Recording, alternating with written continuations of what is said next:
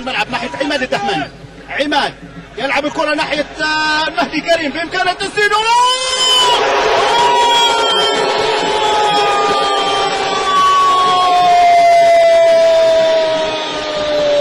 مهدي كريم يعدل النتيجة لمصلحة فريق الأهلي بطرابلس. في الدقيقة 15 مهدي كريم يعدل لمصلحة فريق الأهلي بطرابلس. طبعا وصل بكرة لمهدي من عماد الدحماني في شكل حلو، ما فيش تسلل، في شكل حلو. مر مهدي كريم، راحت من على منتقد سددها، وهدف لمصلحة فريق الأهلي بطرابلس.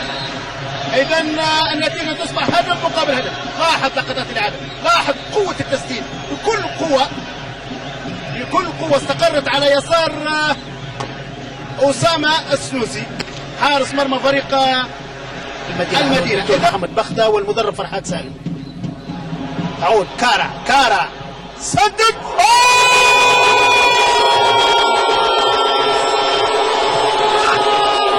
هدف ثاني عن طريق نادر كارا يضيف الهدف الثاني. نادر كارا يضيف الهدف الثاني في الدقيقة 18 من زمن الشوط الثاني.